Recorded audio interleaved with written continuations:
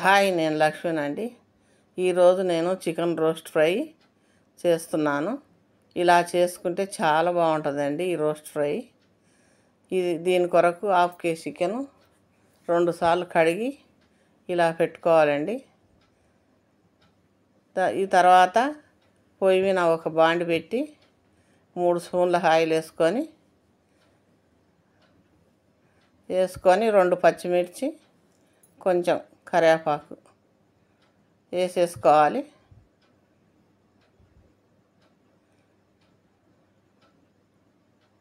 ఇవి వేసుకొని కలిపేసి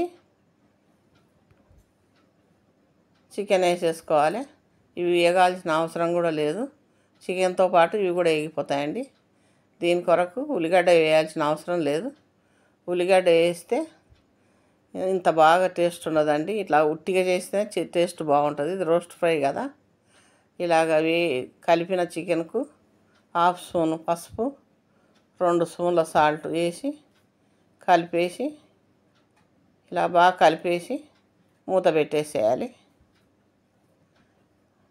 ఇలా మూత పెట్టేసి మధ్యలో ఇది నీరు వస్తుంది. ఇలా నీరు వస్తుందండి. మధ్యలో కలుపుతూ మూత పెట్టాలి ఈ నీరంతా ఉడికే వరకు. ఈ నీరంతా ఉడికిపోయిన తర్వాత చూద్దామండి. ఇప్పుడు బాగా ఇది ఆయిల్ తేలే వరకు నీరంతా పోయిందండి. ఇలా ఆయిల్ తేలాలి. ఇప్పుడు ఇది కలర్ వచ్చే వరకు వేయించాలి.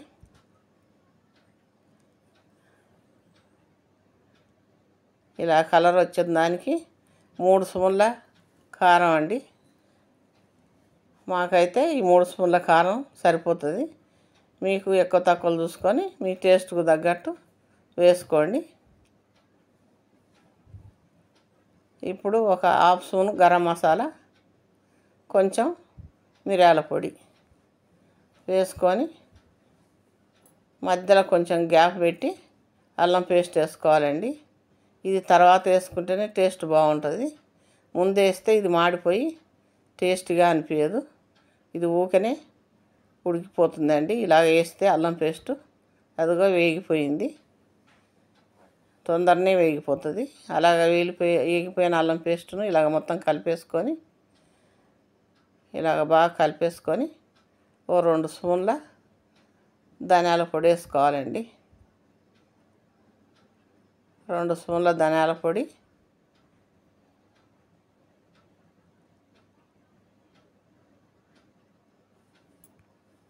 కొత్తిమీర, పుదీనా 2 కలిపి వేసుకుంటున్నాను.